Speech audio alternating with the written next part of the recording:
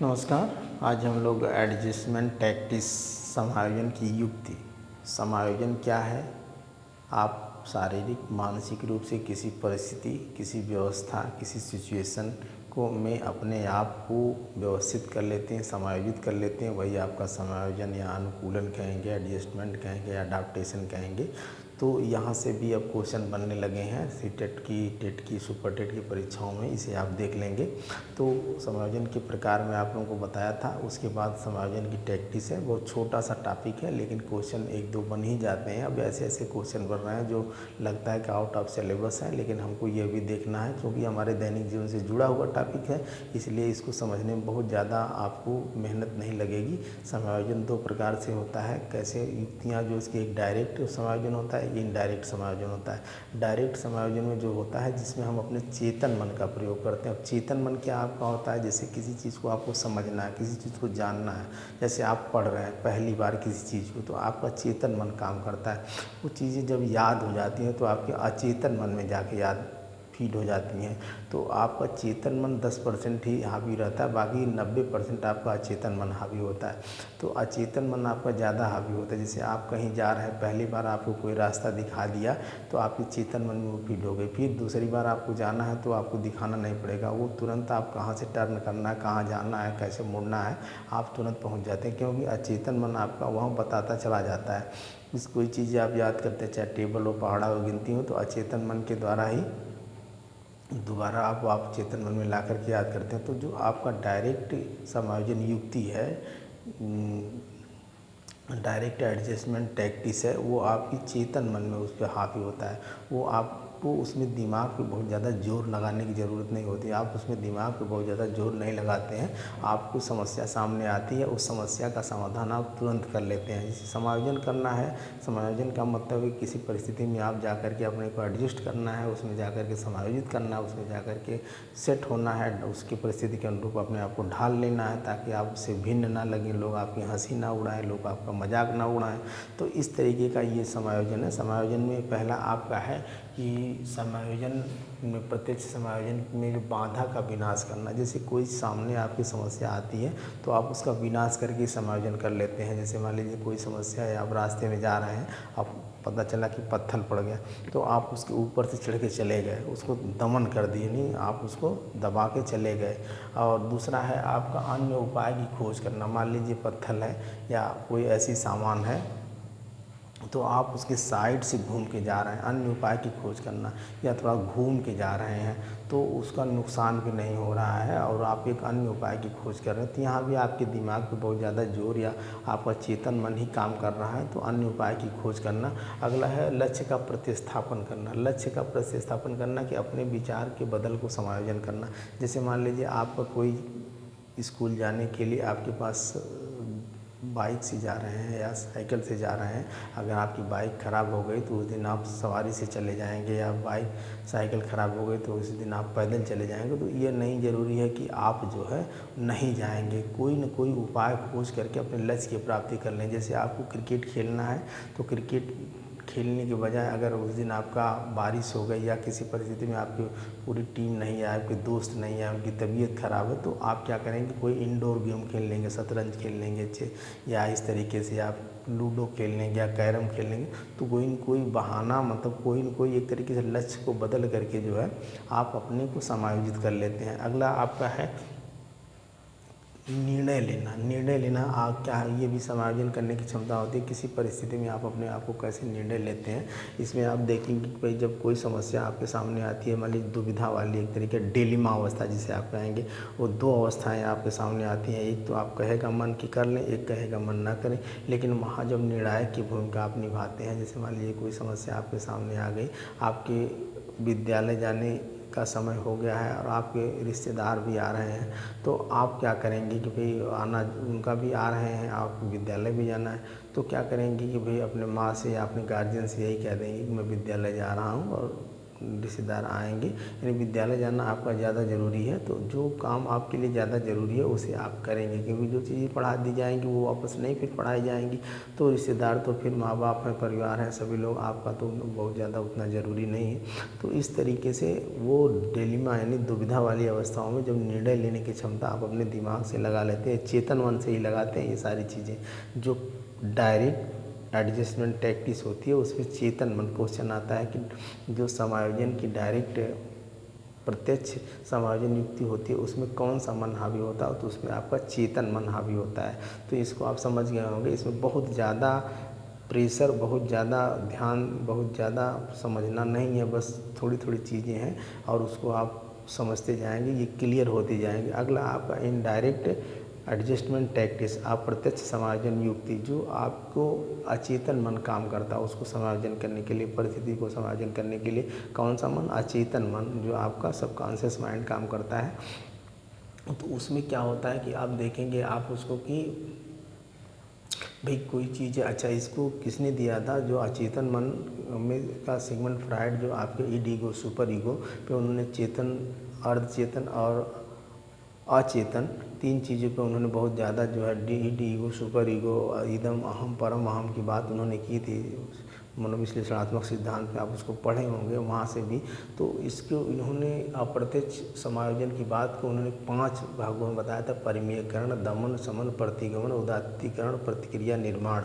तो इसे आप जान जाएंगे कि यहाँ पे आपका अचेतन मन जो एडजस्टमेंट करना है आपको किसी परिस्थिति में, तो आपका अचेतन मन जो है वहाँ काम करता है। पहला है परिमेयकरण, इसको एक तरीके से परिमेयकरण भी कहते हैं या उदात्तीकरण भी कहते हैं या निर्णयीकरण भी कहते हैं या एक तरीके से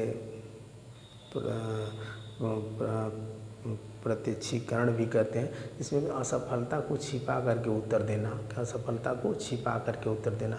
जैसे मान लीजिए कोई आपके सामने कोई चीज़ आप कर रहे हैं, उसमें असफल हो गए, पढ़ रहे हैं, पढ़ने में आप असफल हो गए, तो आप ये कहेंगे कि ये चीज़ें जो हैं किताबें क्या मैटर बहुत जो है कठिन था, या आप कहेंगे इस चीज़ को कहेंगे कि ये कि अच्छे राइटर की किताबें नहीं थी। या जैसे सपोज कर लें, छोटा सा उदाहरण आप तो समझ लें कि अंगूर लोमड़ी जब खाने के लिए बार बार उछलती है तो नहीं पाती है, तो कहती कि अंगूर खट्टे हैं। छोटा उदाहरण है कि आप जैसे कहीं जाते हैं और वो सफल नहीं होते, मेहनत नहीं करते, परीक्षा में पास नहीं होते, तो तमाम बहाने बनाते हैं कि पेपर कठिन आया था, या मेरे पास किताबें नहीं थी, या मेरे माँ बाप किताबें की व्यवस्था नहीं कर पाए। आप मतलब वही रोना रोने लगते हैं। आप गरीबी का रोना हो गया, चाहे मजबूरी का रोना हो गया, चाहे अपनी समस्याओं का रोना, आप रोने लगते हैं। तो असफलता को छिपा करके उत्तर देना वही चीज़ है कि लोमड़ी को अंगूर नहीं मिले तो उन्होंने कहा कि अंगूर खट्टे हैं। अगला है दमन करना। दमन और समन में बहुत अंतर है, आप समझ लेंगे। दमन का मतलब होता है कि जानकारी नहीं है आपको, फिर भी अपने विचार को आप दबा दे रहे हैं। भाई कोई चीज़ की जानकारी नहीं है, अपने विचार को आप दबा दे रहे हैं, तो उसको दमन कहेंगे। समन का मतलब जानकारी होते हुए भी आप अपने विचार को दबा दे रहे हैं। जैसे मान लीजिए आपको कोई दिक्कत है, कोई बीमारी है, तो आपको जानकारी नहीं है, लेकिन आप डॉक्टर के पास नहीं जा रहे हैं, अपने विचार को दबा रहे हैं, चाहे आप पैसों के अभाव में, चाहे मान लीजिए जानबूझ करके नहीं जा रहे हैं, उस चीज़ को दबा दे रहे हैं, तो वो समन हो गया। लेकिन आप एक डॉक्टर हैं, आप एक मास्टर हैं, तो आप जान करके कि भाई मेरा काम दवा देना है, डॉक्टर हैं तो मेरा काम, टीचर हैं तो जानते हैं पढ़ाना है, लेकिन जानते हुए भी किसी बच्चे को नहीं पढ़ा रहे हैं, किसी को दवा नहीं दे रहे हैं, तो उसको समन कहेंगे। दमन और समन में यही अंतर है। दमन मीन्स होता है कि मतलब अनजान में कोई काम आप कर रहे हैं, अपनी इच्छा को दबा रहे हैं, दमन हो जाता है। लेकिन समन का मतलब कि जानबूझ करके आप जानते हुए भी अपनी इच्छाओं को दबा रहे हैं, नहीं बता रहे हैं, एडजस्ट जो है करने के लिए जो है उसको नहीं बता रहे हैं, तो उसको समन कहेंगे। प्रतिगमन किसे कहेंगे? जैसे प्रतिगमन का मतलब होता है कि आप एडजस्ट करने के लिए पीछे की ओर लौट जाते हैं। जैसे कुछ लोग होते हैं ना, कि कहीं कोई काम करना होता है तो पता चलता है वो आकर के नेप करके पीछे बैठ जाते हैं, बच्चों जैसा व्यवहार करने लगते हैं ना, वहाँ उनको लगता है कि हम आगे बढ़ेंगे तो हमको ये काम करना होगा। तो उस तरीके से ना, जिस कभी कभी आप देखते हैं कुछ लोग होते हैं तो पता चलता है कि पीछे की ओर लौट जाने का मतलब ये होता है कि बच्चों जैसा व्यवहार करना, है नहीं, चलना है तो उनको पता चलता है कि जैसे कहीं अभी वो कोई काम करना तो लंगड़ा लंगड़ा के चलने लगते हैं, तो लोग कहेंगे अरे भाई इनके पैर में कोई दिक्कत है इसलिए ऐसे कर रहे हैं। या जैसे कहीं जाना है तो जैसे नहीं कुछ लोग होते हैं कुल्फ़ी वगैरह खाने की जिद करने लगते हैं ना सबके सामने कि हम कुल्फ़ी खाएंगे, अंडे खाएंगे, छोले खाएंगे ना। नहीं, बड़े हैं लेकिन वो उनका जो है बचपना लौट आता नहीं, नहीं कहते हैं कि उम्र बचपन की या दिल बचपन का। तो इस तरीके से वो हो जाता है कि मतलब उन अपना घुटने के बल चलना या किसी चीज़ की जिद करना वो बस बहाना होता है, बस समायोजन करने के लिए हम ये काम नहीं कर सकते। दूसरा उदात्तीकरण, उदात्तीकरण का मतलब होता है गलत इच्छा जो है आपकी को सही इच्छा में बदल देना।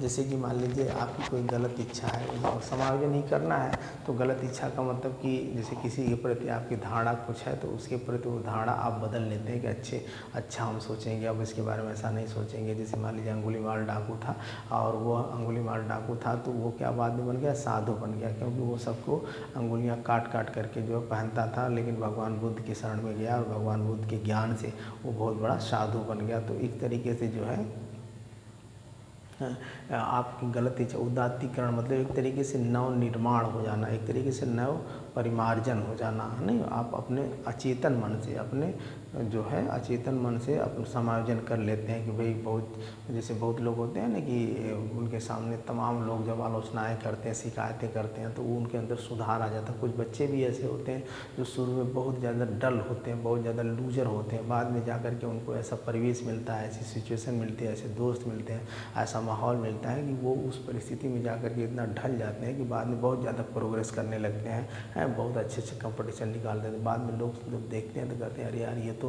पढ़ने में बहुत कमज़ोर था, बहुत लूज था, बड़ा कमज़ोर था, लेकिन बाद में क्या किया। तो उनकी वो मेहनत होती है कि अपने आप को जो है उदात्तीकरण कर लेना।